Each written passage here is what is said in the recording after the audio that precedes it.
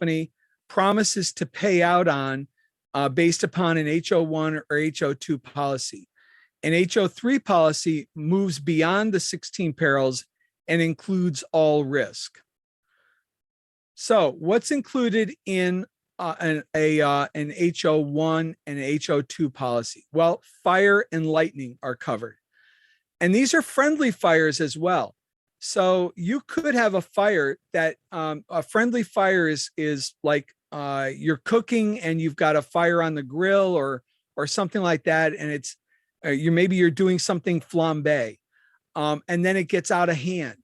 Then it becomes a problem. Those fires are actually covered in your policy. So you know that is something that the insurance company will in fact cover, even though it is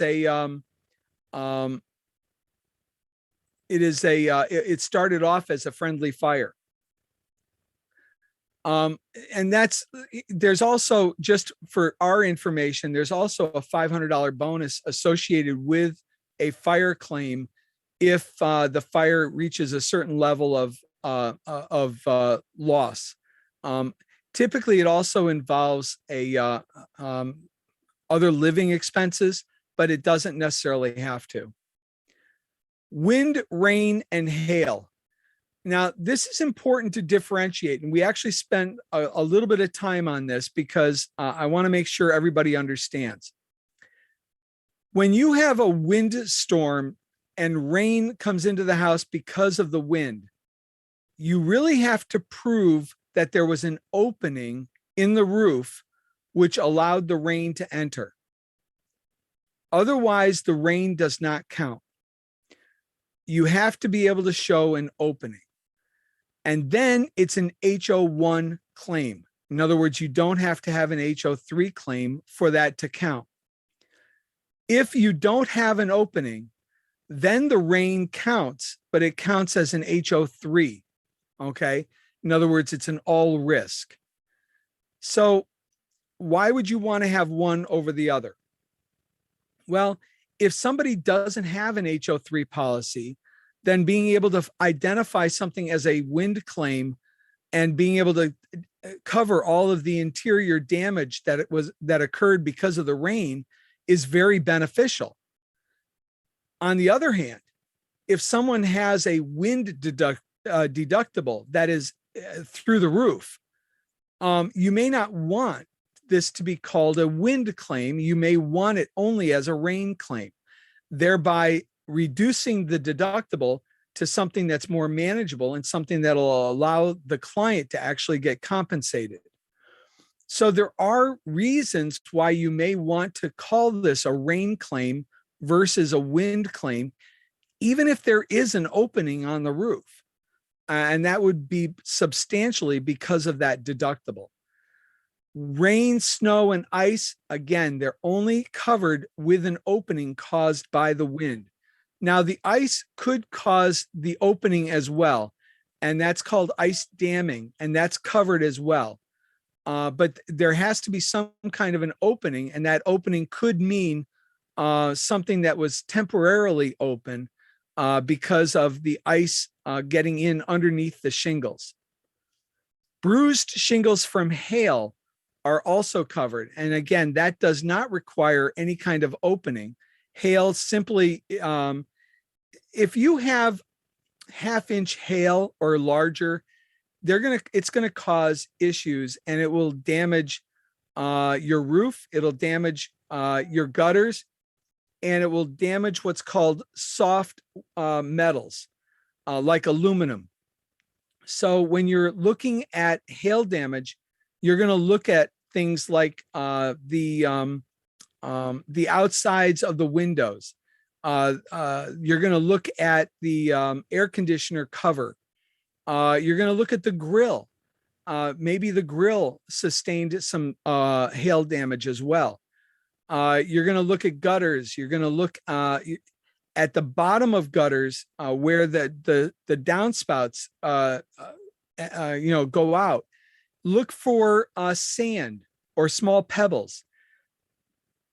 What that means is that the shingles have lost some of the sand that helps keep those shingles useful, and has aged the shingle prematurely. That is hail damage, and that will be covered by that can be enough to cause for a brand new roof. Paul, Yes. just for the sake of clarity, I just want to state this out loud. So our default is to say wind unless there's a bad wind deductible. Is that basically the bottom line? Yes, but you have to be able to prove an opening. So if you don't see missing shingles, or if you don't, if you can't show that there's lifted shingles, displaced shingles, it's going to be a difficult sell. Okay. With respect to the opening in the roof, Bill did a tip today. I don't know if you saw it, but it was about, if I'm a new homeowner, what should I be looking for in my policy? And one of the things was there should be no required opening for wind and rain damage. So I guess my question is, most policies, do they require that opening or do they not? Yes. Yeah, most do. Most do. I believe Chubb and MetLife don't, but most do. Okay, because he called out Farmers as being bad with respect to this issue. Farmers is really bad on it. Yeah, and Allstate now has the schedules. State Farm now has schedules, so those are now scheduling their roofs, so that even though the house has replacement value on it, right, the roof is actually becoming depreciated.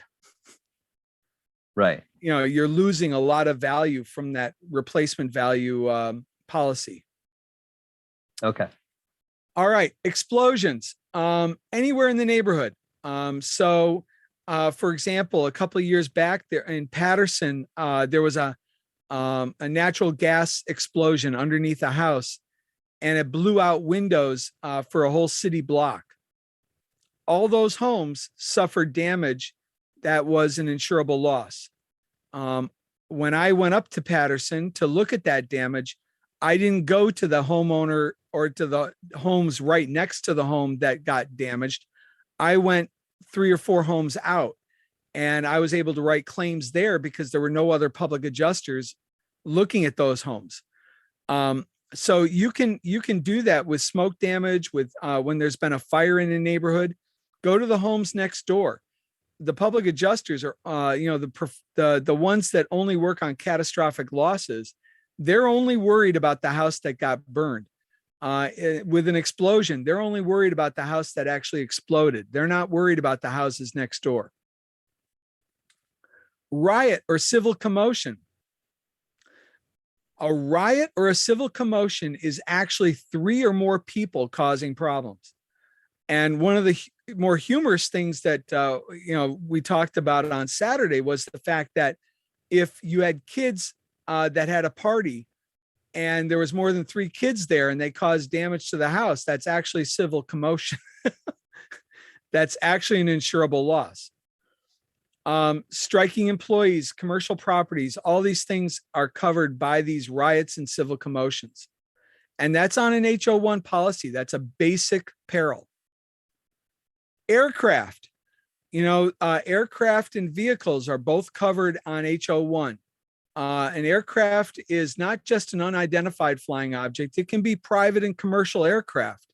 An aircraft misses the runway, runs out of fuel, and hits a neighborhood. Those are insurable losses. Drones can cause damage to homes, and that's an insurable loss as well. I'm hoping that nobody has a self-propelled missile. I mean, that just sounds like a bad day. Vehicles fit into the same kind of category. Again, in an HO1 policy, it's a non-resident. So if you come home at 2:00 from the bar and you hit your house, that's not covered. If a friend of yours is driving and they hit your home, it's covered. Now, on an HO3, you can actually hit your own home and it's covered. This also covers thrown debris from a car as well. And it should be noted that the automobile damage itself is not covered with the homeowner's insurance. That would be covered by the auto insurance. Smoke is an HO1 coverage. And this is fireplace. You forget to open up the damper on the flue in the fireplace. And so the smoke comes into the house. A heater, puff back. You're going to want to have some kind of acknowledgement from an HVAC engineer that there was a puff back. I typically teach that you never put a puff back as the claim. Just use smoke. Never use puff back. Don't use those terms. Because a puff back is a very specific kind of smoke event. It's not just any smoke event. It's a very specific one.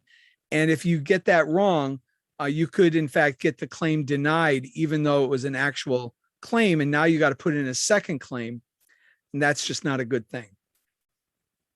A neighborhood fire. I've done claims where the home next door, in fact, we did this, Renee, I think it was Renee and I did one in Maryland where the next door neighbor had a fire and we got the neighbor, we wrote a claim for smoke. And I think that payout was in the $7,000 or $8,000, wasn't it, Renee? Correct. Yeah, not a bad claim for next door. So that's a powerful tool for us because we can help a client with a small claim like that, whereas most public adjusters are going to walk right on by. I have also gotten a client paid for candle smoke. When the candle was accidentally left burning for too long. So I actually did get that paid for. Typically, candles and cigarettes are not covered because they're both intentional acts. In other words, you intentionally lit that cigarette, so it's not an accident. You intentionally lit the candle, so it's not an accident. But just as with the stove fire, you can have friendly fire, you can also have friendly smoke, and then that smoke becomes a problem if it goes too long, which is what happened with this candle. And I was able to get the client paid. Vandalism or malicious mischief is also an HO1 coverage. You do have to have a police report on this. And here's something where I want to make a clarification on vandalism. I've worked on several apartments for landlords where the tenants have caused, or it was assumed that the tenants caused the damage. And I got the clients compensated for that damage. In one of those cases, we actually named it as tenant vandalism. And the insurance company went after the tenant for compensation for what they had to pay the landlord. What I'm recommending all of us do is that unless the landlord actually sees the tenant do the damage, just call it vandalism. Because that way you don't have a lawsuit going against the tenant, and you don't have any other, mitigating circumstances that could cause the insurance company to say, I'm not going to pay. So I would just call it vandalism. Unless the tenant actually is seen doing the damage, we don't know that the tenant did the damage.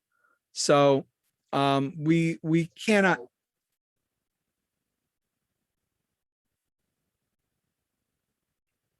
That's correct also. So just let's just call it vandalism, and then let's get our clients paid.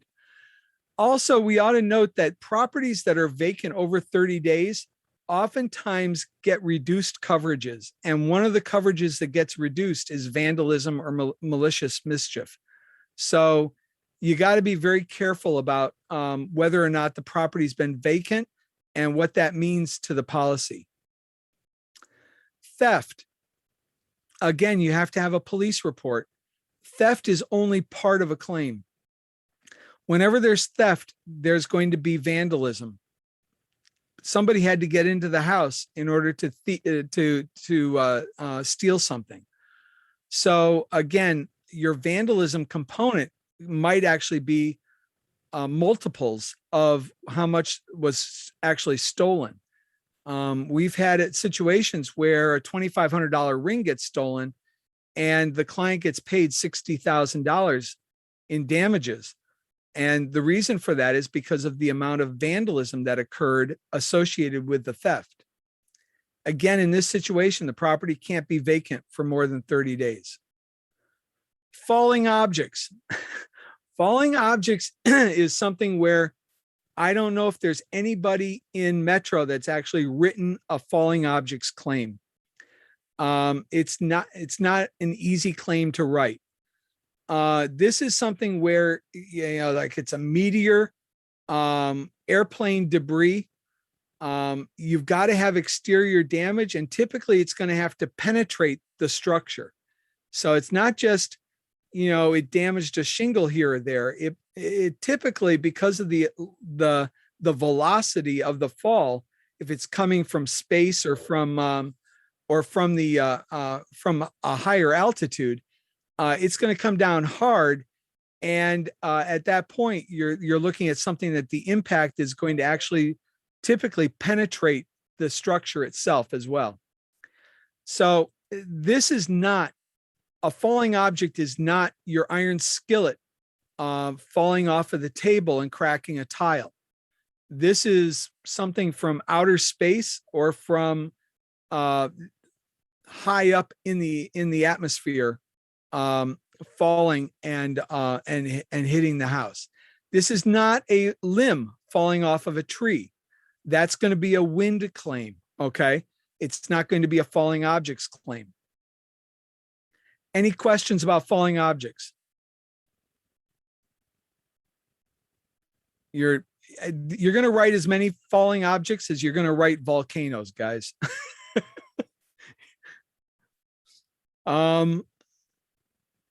Weight of ice and snow.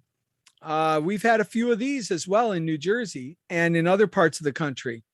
When you get a foot of ice combined with snow on a roof, it's heavy, and it's enough to make a roof crack or at least bow and sometimes collapse. That can be a roof of a porch, of a shed, of a home, of a garage. It doesn't matter. That's an insurable loss.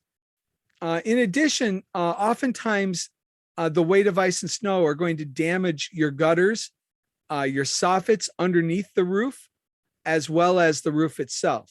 So there's a lot more involved oftentimes in the weight of ice and snow than just the roof or just a component of the roof. All right. Accidental discharge of water. This is probably the largest area of claim that we have in the company. It is also the peril that we've had the largest claim settlement on in the company. We actually had an apartment complex where a $14 million settlement because of an accidental discharge of water in the Pittsburgh area. Huge, huge settlement. So an accidental discharge of water is an HO2 coverage. So somebody with a fire policy or an HO1 policy is not going to be covered on this. You want to make sure that if you find somebody that's got an HO1 policy, that they get it changed immediately. This is a huge area of loss. Not only do you oftentimes have surfaces that need to be replaced, walls, ceilings, floors, but oftentimes there's also access to pipes that's required, which is going to be additional breakage of walls and the additional repair of walls and then the painting of those walls. So it can become a very substantial claim. I just wrote up a claim about an hour and a half ago in Lexington, Kentucky for an accidental discharge of water, where a water line to the refrigerator loosened up and discharged water onto the floor in the kitchen, and then that seeped through the kitchen floor onto the basement ceiling. So that's a substantial loss. Now, this is about the fifth claim I've done for this kind of event. So one of the things that you should be asking when you do a policy review and when you do an inspection, always ask if there's a water line connected to the refrigerator. Always. And if you didn't hear that the first time, always. Because that's a really that's an area of damage that is frequent, and it pays well because kitchen floors are oftentimes expensive floors. The only time that's going to be that's going to be a little bit less might be with a ceramic floor, but even then you might be able to prove out that there's that the water has damaged the cement bed, and so the tiles need to be replaced because of that. This accidental discharge of water is huge, so always be looking for it. Tearing apart, cracking, and burning. This is kind of like a falling object claim. It's one that I've never done. I honestly don't know anybody that has actually done one. I actually had a claim that probably was a cracking or a tearing apart. It was in Ewing, New Jersey. It required a new furnace, but we wrote it up as a smoke claim. And, I think that was probably the right thing to do. We got her I think it was an $18,000 settlement for smoke because of that ruptured heat exchange unit in the furnace. So this is something that you're probably not going to see, but you should know that it is part of the 16 perils. Freezing of plumbing and heating. This is one of the more unusual perils covered in your policy. It is unusual because it requires the insured to prove that the coverage is applicable. That's an interesting thing. All of the other ones, the insurance company has to prove that it's not applicable. With freezing of plumbing is not covered unless the insured can prove that the coverage is there. How do they do that? By proving that they took care to attempt to have heat in the building or to winterize the building so that plumbing would not freeze. You have to prove it. You can do that. I mean, I've done that. I've handled probably 3 or 4 frozen pipe claims. One of them was $220,000 or $250,000. It was one of the largest claims I've settled. It was a sprinkler system that froze, and all of that sprinkler system water in the building. It was a commercial pharmaceutical research company, and all of the water fell onto the second floor and then fell through the second floor onto the first floor, damaging, research equipment and walls and all kinds of stuff. About $220,000. So it was a good claim, but we had to prove that the company took care to attempt. That's an important word, to attempt to maintain heat in the building. So, yes. For this freezing of the plumbing, the way you find out is when the water actually starts running down, right? So isn't this like a blurred line with an accidental discharge? Well, it's funny you should say that. So it is an accidental discharge of water. The difference is that with freezing of plumbing of a pipe, the insurance company will pay for the plumbing fees as well. They will pay for the plumber. So if in fact you can prove and you've got the documentation, the client did in fact take all the care that they needed to, then write it up as a frozen pipe, because then the plumbing expense will be covered by the insurance company.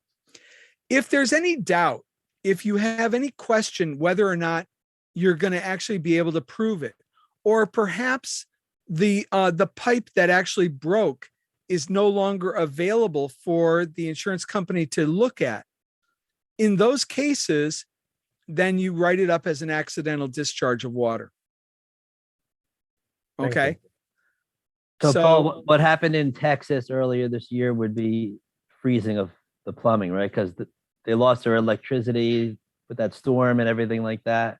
Yeah, but it's actually being listed as the largest accidental discharge of water catastrophe in American history. Okay. So they might not have had frozen pipes. They just lost the electricity. I thought I guess No, they had frozen pipes too, but it's just the frozen pipe is being considered part of the accidental discharge of water.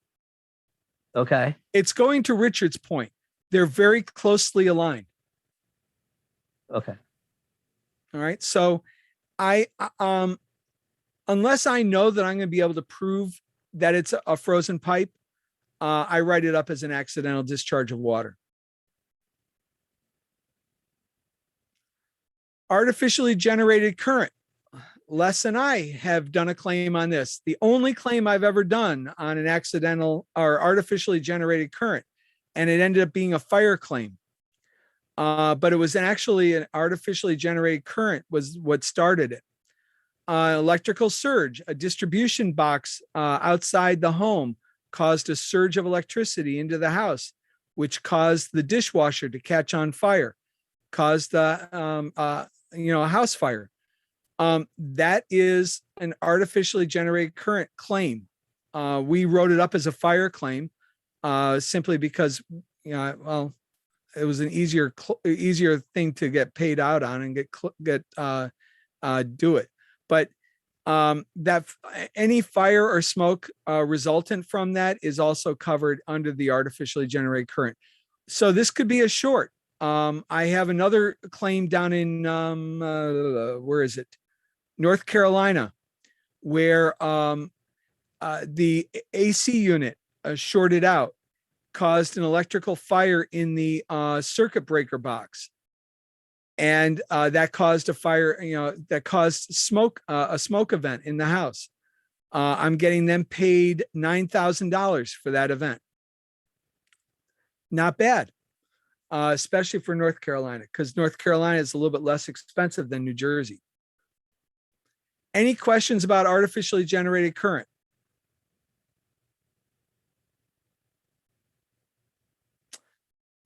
Volcanic eruption. Not something that we're going to see here on the East Coast, probably, or at least we hope we don't. But it is something out on the West Coast, in Oregon, in Washington, Alaska, Hawaii. All of those states have Wyoming, I guess, could get this as well. There's a few states out there where there's volcanic activity, and the ash as well as the lava flow are covered. Now, the ash might result in a wide event where the ash could end up causing damage miles away from the volcanic eruption, depending upon how severe the eruption is. So this could be a very significant claim, but it's not going to be one we typically see here on the East Coast. Collapse. I have only done one collapse claim in my 7 years, and it was in Eastern Pennsylvania. And we are now taking State Farm to court because State Farm didn't want to pay. And so we actually are doing depositions right now. I may end up being called as an expert witness on this one, which is going to be interesting. Collapse is a very difficult one to prove, but it shouldn't be. And that's kind of what we're trying to prove out with this State Farm claim. Collapse is anytime a building loses its footing or implodes because of an accidental discharge of water or some other event which caused for the collapse, except for earth movement. Earth movement is not, if it's just earth movement, like an earthquake or something like that, the collapse is not covered. So you do have to have the right, it can't be a flood or earth movement. But if it's accidental discharge of water, if it's a fire that severely compromised structural beams, those things would be covered under collapse. Any questions on the 16 perils?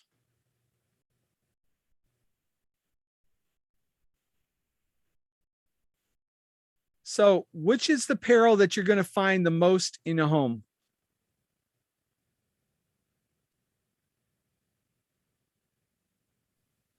Accidental discharge of water. Yes, ma'am. What do you think is going to be second most? Fire. Smoke. Mm. Smoke. Yep. And then I think wind and rain is probably, maybe wind and rain is maybe the second. It's between those two. So But wind damage is big as well. Just circling back to that for a second, I think on Saturday when we were going over this, the suggestion was to not put wind and rain anymore, right? That's together. correct. That's correct. It should just be just wind. Right. Whatever it is, the one that you're actually citing is the one. The rain is subsequent to the wind. It's subsequent damage related to the wind, initial damage caused by the wind. I know. Yeah.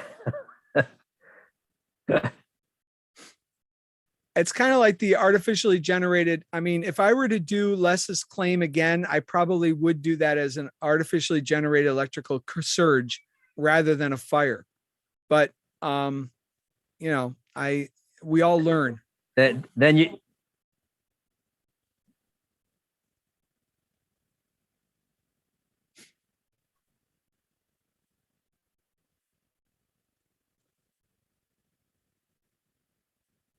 Not necessarily. I mean, yes, but that's not the only instance that would kick in. You could have, your wife's hair dryer blow a circuit and cause electrical surge because of either overheating and the wires connecting and creating a short. Something like that could cause an electrical surge in the home as well. What doesn't count? Temper. No, that doesn't count. You can't get the $500 bonus if you write it up as a surge and not a fire. That's right. I don't think we got the $500 anyways. Did we, Les? No, I don't think so. No. What's the trigger amount for that $500? What's that? What's the trigger? Yes. The trigger is, I believe it's got to be over $20,000 of damage. 10,000. 10,000? Yeah, the people have to be removed from the property. That's not true. I know Art said that, but that's not true.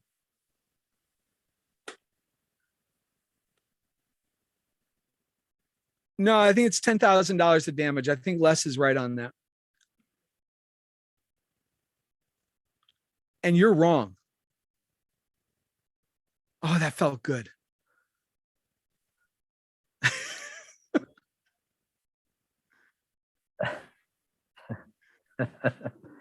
I think I just heard a falling object.